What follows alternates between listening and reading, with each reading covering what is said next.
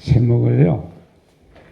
죄는 크고 작음의 문제가 아니다라는 그런 제목을 붙여봤습니다. 우리는 하늘에 가야 됩니다. 그런데 제 힘으로 가기는 불가능합니다. 왜 불가능하냐? 하나님께서 말씀에 불가능하다고 기록이 나왔기 때문에 불가능합니다. 그래서 우리는 누군가의 하늘에 가게 할 수 있는 분의 도움을 받아야 됩니다. 그 도움을 받아야 될 그분이 누구냐? 예수님이십니다. 자, 우리는 죄를 안 지려고 합니다. 왜 그러죠? 하나님의 말씀에 죄를 범한 사람은 하늘에 갈 수 없다고 그러기 때문에 우리는 죄를 안 범하려고 그래요. 왜요? 하늘에 가고 싶어서. 근데 하나님의 말씀에 다른 곳에 보면 우리가 죄를 안 짓고 살 수 없다라고 기록해 놓고 있습니다. 그러니까 우리는 죄를 안 짓고 살 수 없죠. 근데 우리는 반드시 죄를 안 짓는 사람이 돼야 돼요. 그래서 우리에게 죄를 안 짓고 살 수 있는 방법을 찾아가야 되죠. 그 방법이 오늘 우리 잠깐 보도록 하겠습니다. 그래서 예수님의 입장에서 우리 인간을 볼 때 죄가 저 사람이 얼마나 많은 죄를 범했느냐, 얼마나 죄를 적게 범했느냐, 또 얼마나 아주 시시한 죄를 범했느냐, 아니면 아주 중한 죄를 범했느냐 하는 것을 예수님은 관심을 두지 않으세요. 왜 그러냐면 하나님의 입장에서 우리들이 지극히 작은 죄를 범해도 예수님과 함께 할 수 없기 때문에 그러는 거예요. 그래서 우리 어르신들 죄를 안 지려고 노력하는 어리석음을 범하지 마시고 뭘 해야 되냐면 내가 죄를 범하고 있는가 없는가 이걸 깨달으셔야 돼요. 왜요? 그 깨달아야 되는 이유를 제가 이제 말씀드리겠습니다. 제가 말씀드린 게 아니고 하나님의 말씀 있는 내용을 제가 찾아드릴게요. 죄의 대가는 죽음이지만 하나님께서 거저주시는 선물은 우리 주 그리스도 예수와 함께 사는 영원한 생명입니다. 이게 이제 공동번역에 있는 말씀이에요. 공동번역을 제가 왜 이렇게 자주 쓰냐면 쉽게 번역해 놨기 때문에 그렇습니다. 자, 죄의 대가는 뭐라고요? 죽음이에요. 우리는 모두가 죄를 범한 사람들이에요. 그래서 우리는 필연적으로 다 죽어야 돼요. 왜 죽어야 되냐면 이유가 있어요. 자, 보세요. 우리는 죄로 말미암아 하나님의 생명에서 어떻게 됐다? 단절됐다. 끊어졌다 이 말이죠. 끊어졌다 이 말이에요. 우리 스스로의 힘으로는 거룩한 생애를 살 수 없다. 많은 사람들이 그들의 무력함을 깨닫고 그들을 하나님과 조화되게 만들 영적 생명을 갈구한다. 자, 보세요. 우리 사람은 원래 우리에게 생명이 주어진 게 아니고요. 하나님께서 우리에게 끝없이 지속적으로 생명을 주어야만이 그 생명을 하나님께 받아서 우리가 살 수 있는 그런 사람으로 만들어진 거예요. 그래서 우리는 매일 누구에게 생명을 공급받아야 돼요? 하나님께 생명을 공급받아야 돼요. 그리고 우리는 하나님께 생명을 공급받지 않으면 우리는 어떻게 돼요? 하나님으로부터 단절되기 때문에 우리 생명을 받을 수 없는 거죠. 근데 하나님과 우리 사이를 단절시키는 게 뭐라고요? 죄라고 하는 거예요. 그러니까 우리가 어떤 죄를 범하든지 그 죄는 나와 하나님 사이를 갈라놔버려요. 그러니까 갈라놓는다 그 말은 하나님으로부터 우리가 생명을 계속 매일 공급받아야 하는데 공급받을 수 있는 길이 막혔다 그 말이죠. 예. 자, 그러면 우리 인간이 어떻게 되냐? 죄를 범한 인간은 하나님의 복에 하나님과 함께 살 수 없기 때문에 소멸시켜야 버려야 돼요. 죽여버려야 된다 이 말이에요. 하나님 우리를 죽일 수 있어요 없어요? 죽일 수 있는데 우리 인간을 안 죽이신 거예요. 왜냐하면 하나님이 당신의 모양으로 인간을 만들어 놨는데 이 인간이 죄를 범했어요. 하나님과 살 수 없죠. 하나님은 이 인간을 없애버려야 되는데 너무너무 아까운 거예요. 왜냐하면 사람을 죽이고 다시 죄를 안 범한 사람을 만들 수 있잖아요, 하나님이. 근데 그걸 선택하지 않으신 거예요. 그리고 이 인간을 다시 내 생명을 받을 수 있는 방법을 제시해 주겠다고 한 것이 구속사라고 하는 거거든요. 자, 보세요. 제가 도움을 주겠자. 그림에 보면 뭐가 있죠? 포도나무를 지금 위에 다 잘라버렸죠. 자, 잘라버린 그 가지는, 잘라진 가지는 죽어요, 살아요? 왜 죽어요? 왜냐하면 생명을 땅에서부터 계속 공급받는 그 생명이 잘라졌기 때문에 죽을 수밖에 없어요. 자, 이거 보세요. 저 꽃이에요. 저 아름다운 꽃이지만 저 꽃이 지금 나무에서 잘려졌기 때문에 한 2, 3일만 밖에 나오면 어떻게 해요? 시들어 죽지요. 왜냐하면 계속 생명을 공급받을 수 없으니까. 바로 인간이 그렇다 이 말이에요. 우리가 하나님부터 끝없이 생명을 공급받았는데 인간이 죄라는 것을 범한 순간 하나님과 함께 할 수 없는 거예요. 왜냐하면 하나님은 거룩하신 분이기 때문에 죄를 범한 인간을 이렇게 불로 태워 죽여버리는 그런 특성을 가지고 계신 분이기 때문에 우리와 함께 하실 수 없는 거예요. 그래서 인간을 죽여야 되겠죠. 필요 없으니까. 근데 하나님께 안 죽이신 거예요. 그리고 다시 우리가 이 생명을 공급받을 수 있는 방법을 제시해 주신데 그게 뭐냐? 예수라고 하는 분을 내가 철저히 그분을 의지하고 그분을 신뢰하고 그분의 말씀을 내 마음에 받아들이고 생활하면 다시 우리가 생명을 공급받을 수 있는 방법이 다시 돌아가는 거예요. 자, 그걸 보세요. 그분은 그들의 죄가 아무리 크다 하더라도, 이건 예수님이 말이에요. 진정으로 뉘우치는 사람을 결코 내어 쫓지 않으신다. 이 말씀은 법칙이에요. 하나님의 모든 말씀은 100% 말씀대로 이루어지기 때문에 이 말씀대로 반드시 모든 게 이루어지는 거예요. 그래서 자, 우리 인간이 죄를 범인데 우리는 인간이 하나님으로서 생명 공급이 끊어져서 죽을 수밖에 없어요. 그런데 예수님께서 우리에게 다시 생명을 공급받을 수 있는 방법을 제시해 주셨는데 그것이 무엇이냐? 너의 죄를 솔직하게 깨닫고 인정하고 나에게 그 죄를 용서받고자 회개하라 이 말이에요. 그러면 내가 그 죄를 어떻게 해주겠다? 용서해 주겠다는 거예요. 근데 이게 우리 인간의 논리나 상식 갖고 맞지 않아요. 말도 안 되는 것처럼 들리기 때문에 많은 사람들이 이걸 받아들이지 않는 거예요. 자, 하나님, 예수님께 뭐라고 했어요? 아무리 큰 죄를 범했을지라도, 아무리 많은 죄를 범해도 네가 솔직하게 네 죄를 인정하고 나한테 굴복하면 결코 너를 어떻게 하겠다? 내쫓지 않겠다. 그 말은 무슨 말이에요? 같이 하겠다는 말이죠. 이건 법칙이에요. 반드시 말씀대로 이루어지는 거예요. 자, 그러나 그분은 모든 종류의 위선을 심하게 견책하신다. 그분은 사람들의 죄들을 잘 아시며 그들의 모든 행위를 아시고 그들의 은밀한 동기를 읽으신다. 이 말은 무슨 말이냐면 하나님은 우리의 죄는 정확하게 알고 계세요. 지금 내가 무슨 생각을 하고 있는가 그 생각까지 정확하게 아신다 이 말이에요. 그러나 하나님은 그걸 하늘에다 정확하게 기록을 해요. 내 생애 전반의 모든 걸 지금까지 하나님이 기록해 놓으셨어요. 누구도 변명할 수 없게 내 마음의 생각과 동기까지 정확하게 기록해 놓으시는 거예요. 근데 하나님께서 우리에게 죄를 회개하라 그 말은 무슨 말이냐면 내가 죄를 회개함으로써 아까 죄를 범한 결과 우리가 어떻게 됐다고 했죠? 단절됐다고 그랬죠? 끊어진 그 생명의 공급선을 다시 이어주겠다고 하는 거예요. 보세요. 위선은 언제나 예수님으로부터 극심한 책망을 받는 한편 진실한 회개로 금께 오는 아무리 흉악한 죄인도 영접받으며 용서받고 위로를 받았다. 자, 용서받는다 이 말은 내가 죄를 범했기 때문에 나는 죽어야 돼요. 근데 그것이 죄의 값이라고 그랬죠 아까 로마서 6장 23절에. 그런데 예수님께서 네가 너의 죄를 진정으로 회개하고 나에게 용서를 구하면 내가 그 죄가 없는 것처럼 해주겠다 이 말이에요. 그럼 죄가 없다 이 말은 내가 어떤 사람이라는 얘기예요? 죄인이란 말이에요? 죄인이 아니란 말이에요?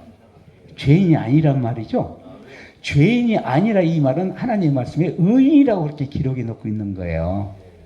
그 죄를 우리 인간이 죄인이고 의로운 사람이라고 기록된 그 의로운 사람은 죄를 안 지는 사람들이 아니에요. 우리들은 죄를 안 지는 사람은 의로운 사람이라고 그러잖아요. 근데 이건 하나님의 방법이 아니에요.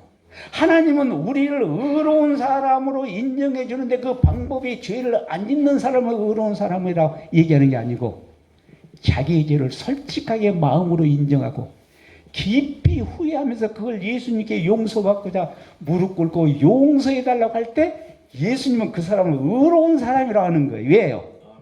지금 예수님 뭐라고 했어요? 용서한다고 그랬잖아요. 이 말씀은 법칙이에요. 그러니까 예수님께 내 죄를 용서해 달라고 기도하면 예수님은 즉시 우리 죄를 용서해 주는 거예요. 그러니까 그 사람이 의로운 사람이 됐는데 그것이 무슨 말이에요? 의로운 사람이다. 그 말은 죄를 안 짓는 사람이라는 얘기가 아니고 그 사람 마음속에 아까 죄로 우리가 어떻게 됐어요? 하나님으로부터 단절된 그것을 연결시켜주는 그런 의미를 가지고 있는 거예요. 그럼 하나님께 우리를 연결시킨다. 그 말은 나를 하나님의 말씀대로 살 수 있게 하나님이 도와주신다는 얘기죠. 그러니까 우리는 하나님께 의지하면 하나님은 매일 내 삶을 매일 조금씩 이렇게 변화시켜 주시는 거예요. 자, 보세요. 우리가 죄를 완전히 포기하기로 마음을 먹자마자 즉시 그렇단 말이죠. 우리의 범죄를 인정하는 순간에 인간의 영혼과 구세주 사이에 가로막혀 있던 무엇이요? 가로막혔던 무엇이요? 장벽은 완전히 무너지고 말 것이다. 이것도 법칙이죠. 하나님의 말씀이니까. 그러니까 하나님께서 뭐라고 하는 거니? 나의 죄를 솔직하게 인정하고 그것을 포기하고자 하는 마음으로 예수님께 무릎 꿇는 순간 즉시 나와 예수님 사이에 막아졌던 뭐가요? 생명의 선이 연결된다 이 말이에요. 그러니까 지금 나는 내가 예수님과 관계를 가져야 되는 이유는 왜냐하면 내가 죄를 범했기 때문에 하나님과 관계가 끊어졌는데 이 관계를 다시 연결해야 되잖아요. 왜요? 우리에게 생명을 주실 수 있는 분은 하나님밖에 없기 때문에 하나님과 다시 그 생명선을 연결시키지 않으면 우리가 어떠한 일을 해도 그 생명을 받을 수 없다 이 말이에요. 그래서 이 생명을 받을 수 있게 조종 역할을 하는 게 예수님이신데 그걸 제가 시간이 없어서 우리 여러분들 말씀드릴 수 없어요. 다만 우리 여러분들이 지금 여기서 기억해야 될 것은 우리 인간은 죄를 범한 순간 하나님으로부터 분리되었다. 하나님과 나와 단절되었다. 이 단절된 상태를 다시 연결되지 않으면 나는 의로운 사람이 될 수 없다. 하나님 말씀대로 살 수 없다. 내가 선한 일을 할 수 없다. 그렇기 때문에 내가 예수님과 생명선이 다시 연결돼야 되는데 이 연결시키는 방법이 뭐다? 뭐라고 그랬어요? 자기의 죄를 솔직하게 마음으로 인정하고 내가 이 죄로부터 분리되고자 하는 것은 애절한 마음으로 예수님께 무릎 꿇고 도움을 구할 때 즉시 예수는 나의 죄를 용서해 주신다고 그랬고 내 죄를 내가 용서받았다 그 말은 내 마음이 누구와 연결됐다? 하나님과 연결되었다고 하는 것을 가르쳐 주는 거예요. 자, 그걸 이해를 시키겠죠. 보여드릴게요. 지금 뭐죠 저게? 뭐 하는 그림이에요? 접붙이는 그림이죠. 자, 우리가 어떤 나무를 잘라버리면 그 나무는 죽어요. 당장은 죽어있는 푸른 잎이 있을지라도 2, 3일만 되면 죽어버리잖아요. 그 나무를 살릴 수 있는 방법은 뿌리가 없으니까 어떻게 해야 돼요? 살아있는 나무에 접붙이면 살 수 있죠. 접붙이면 살 수 있어요. 왜요? 그 나무로부터 무엇을 공급받기 때문에 생명을 공급받기 때문에 그 나무는 살 수 있는 거예요. 지금 우리가 예수님과 관계를 가져야 우리가 생명이 영원히 살 수 있는데 이걸 우리가 이해를 못하기 때문에 이것을 이해시키기 위해서 접붙임에 대한 내용을 얘기를 하고 있어요. 로마서에 보면 그랬어요. 자 보세요. 내가 원 돌감람나무에서 찍힘을 받고 본성을 거스려 좋은 감람나무에 접붙임을 받았으니 그러니까 지금 우리가 해야 될 것은 뭐냐? 내가 죄를 안 지으려고 노력하고 하나님 말씀대로 살려고 노력하는 게 아니고요. 이거는 우리가 할 수 있다고 했어요? 없다고 그랬어요? 우리가 할 수 있으면 해야 돼요. 그런데 하나님의 말씀은 할 수 없다고 기록해 놨단 말이에요. 네가 죄를 안 지어야 돼. 그래야 하늘에 갈 수 있어. 네가 하나님 말씀대로 살아야 되라고 얘기하면서 너는 하나님 말씀대로 살아야 되라고 하나님 말씀이 기록해 놓으시면서 뭐라 하는 게, 그러나 너는 하나님 말씀대로 살 수 있다 없다? 없다는 거예요. 그러니까 살 수 없다 그 말은 하나님 말씀이기 때문에 법칙이죠. 우리가 하나님 말씀대로 살 수 없는 거예요. 그런데 우리는 반드시 하나님 말씀대로 살아야 돼요? 안 살아야 돼요? 살아야 되는 거예요. 왜요? 하늘에 가야 되기 때문에. 내가 변화되어야 되기 때문에. 근데 내가 할 수 없어요. 그래서 하나님께서 우리에게 내가 대신 너를 하나님 말씀대로 살 수 있도록 도와줄 테니까 나와 관계를 갖자고 얘기하시고, 그것을 하나님 뭐라는 거예요? 너의 죄를 솔직하게 인지하고 나의 무릎 꿇고 용. 근데 이것은 우리들의 논리하고 상식하고 안 맞아요. 왜냐? 인간의 상식은 내가 뭔가 열심히 노력하면 이루어지는 거예요. 성공하려면 남보다 더 노력해야 돼요? 안 해야 돼요? 노력해야 되는 게 우리들의 상식이고 우리 인간의 세상에서 이루는 법칙이에요. 근데 하나님은 그게 안 된다는 거예요. 그 방법 가지고는 불가능하다고 하는 거예요. 그래서 우리는 하나님의 방법을 따라야 되겠죠. 그 방법이 뭐라고요? 내가 예수님을 슬프게 하고 있는가 없는가, 내가 하나님의 말씀대로 살고 있는가 살고 있지 않은가, 이것을 확인하는 게 중요한 거예요. 그렇죠? 그러니까 우리는 내가 지금 어떤 상태에 있는가를 알 수 있는 것은 하나님의 말씀을 통하지 않고는 알 수 없는데, 우리는 자꾸만 인간적인 방법으로 하나님의 말씀을 해석하는 거예요. 하나님께서 너 죄 짓지 마 그랬으니까 내가 죄 안 지었지 하고 우리는 죄를 안 지려고 노력하는 거예요. 하나님께서 너는 죄를 안 짓고 살 수 없어 기록에 있는 그 말씀은 관심도 안 두는 거예요. 왜요? 하늘에 가야 되기 때문에. 근데 하나님의 말씀은 네가 불가능하다고 하는 거예요. 매일 하루 삶을 시작하기 전날 끝난 다음에 나한테 무릎 꿇고 네 하루 생애를 반사하고 네가 하루 생애 속에서 하나님 말씀대로 살았는가 안 살았는가를 확인하라고 하는 거예요. 그래서 예수님께서 이 세상에 오셔서 우리들에게 하늘에 갈 수 있는 방법을 가르쳐 주셨어요. 그래서 예수님의 생활을 보면 너무 기가 막힌 생활이에요. 이 전 우주를 지배하시고 천사들에게 경배받을 그런 분이 세상에 오셔서 인간의 모습으로 오셨는데 어떻게 오셨느냐? 부잣집 아들로 온 것도 아니고요. 삼성그룹 그런데 아들로 온 것도 아니고요. 가난한 목수 아들로 오셨는데, 그것도 당신이 태어날 곳이 없어서 마구간에서 태어나셨어요. 왜 그런 줄 아세요? 우리들이 승리할 수 있는 방법을 우리에게 가르쳐 주시기 위해서요. 우리는 하나님 말씀대로 살 수 없는 거예요. 그래서 하나님 말씀대로 살 수 있는 방법을 하나님께서 제시해 주는데, 인간은 그걸 자기 논리로 안 맞는다 해서 안 받아들이는 거예요. 그래서 예수님이 당신이 오셔서 솔직하게 당신이 이 세상에서 33년 반 동안 사시면서 어떻게 승리할 수 있는가를 방법을 가르쳐 주셨어요. 그게 뭐냐? 매일 하루 삶 속에서 하나님께 물었고 도움을 구하는 거예요. 하나님, 오늘 내가 하루 삶을 살아야 됩니다. 나는 분명히 하나님의 말씀대로 살아야 됩니다. 그런데 제가 살 수 없습니다라는 그런 애절한 마음으로 하나님께 끝없이 굴러가고 하나님께 도움을 구하는 것이 우리들이 할 수 있는 일이에요. 예수님이 이걸 가르쳐 주신 거예요. 그래서 하나님의 말씀은, 예수님은 능력의 사람임에도 불구하고 당신의 능력을 사용하지 않으시고 매일 성령의 도움을 받았다라고 기록해 놓고 있어요. 예수님은 매일 하나님께 새로운 은혜를 받고자 하나님께 무릎 꿇고 도움을 구했다라고 기록해 놓고 있다고요. 왜요? 그 방법이 우리가 승리할 수 있는 유일한 방법이기 때문에 그래요. 인간의 논리적으로 하나님의 말씀을 보면 우스꽝스러워요. 소설책에서 있는 얘기나 같아요. 그러니까 많은 사람들이 하나님을 믿는다면서 하나님의 말씀이 솔직한 말씀을 받아들이지 않는 거예요. 그러나 우리가 그렇습니다.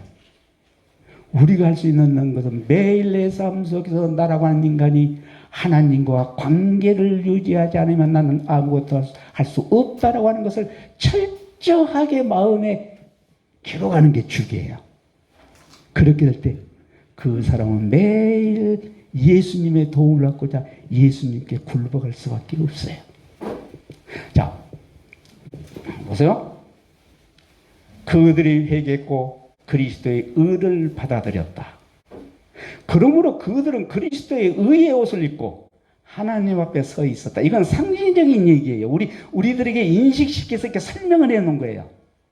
그들이 범한 모든 죄는 용서되었으며 그들은 전혀 죄를 짓지 않은 자처럼 선택함을 입은 진실된 자요 무죄하고 온전한 자로 하나님 앞에 섰다. 이 말은 무슨 말이냐면 우리가 회개하면 내가 아무리 추한 죄를 범했을지라도 수많은 죄를 범해도 그것을 내 마음에 솔직하게 인정하고 정말 후회하는 마음으로 예수님께 무릎 꿇고 용서받고자 기도하면 예수님이 어떻게 해준다고요?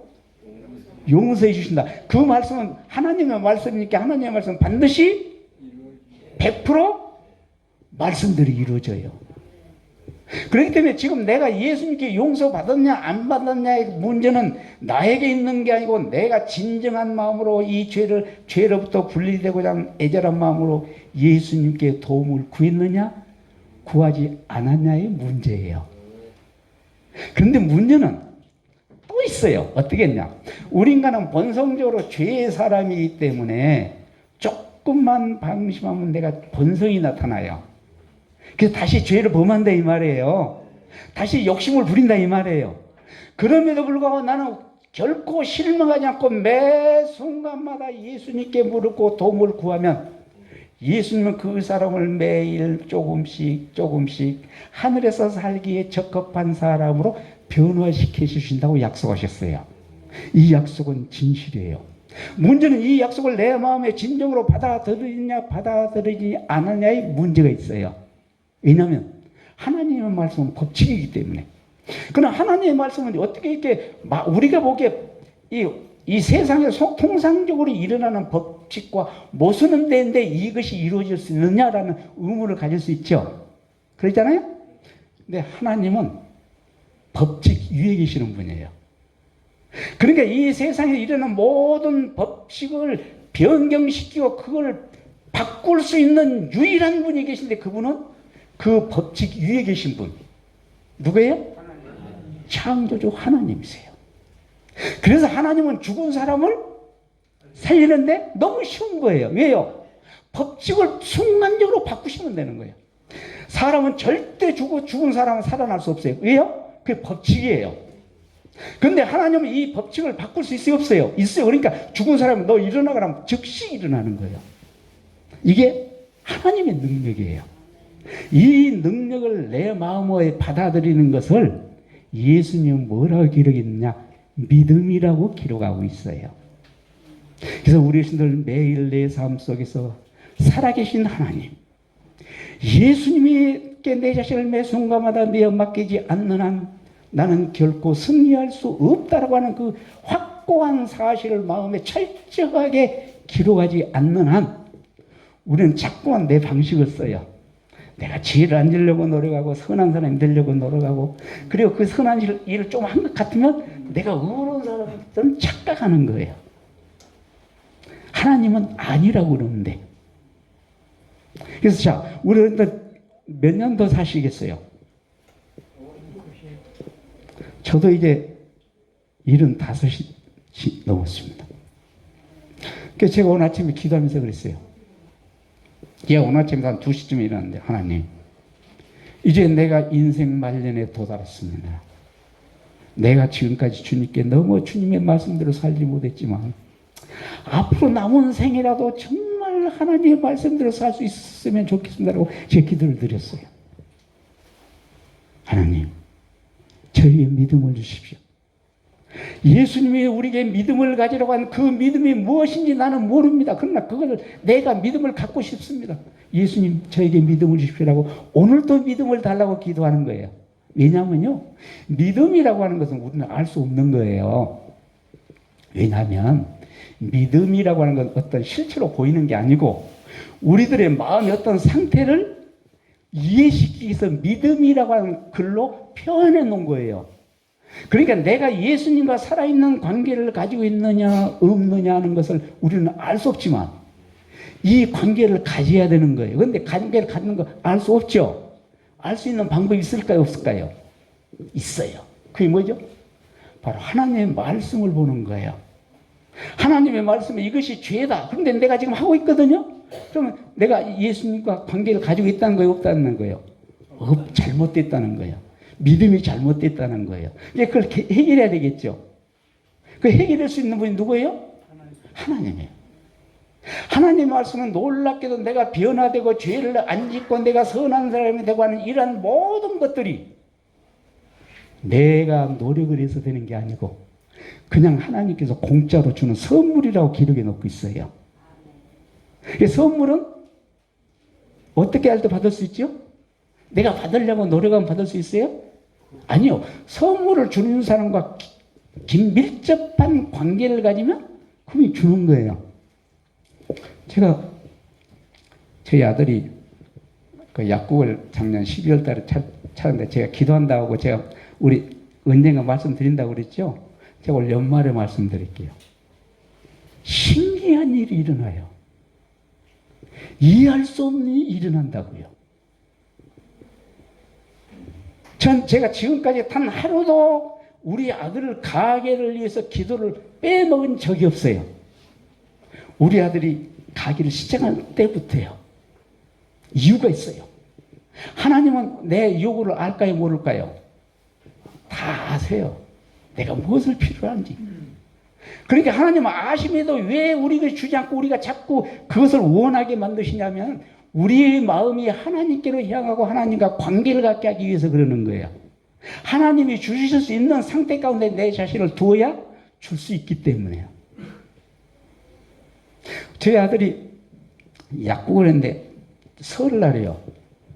어느 분들이 선물을 막 가져와요.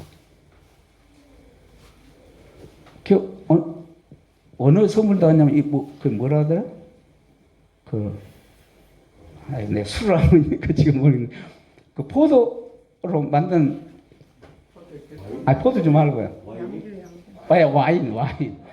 와인이라는 거 선물이 있더라고요. 그래서 그 물에 먹을 수 없으니까 다른 데 누구 줘보는데요.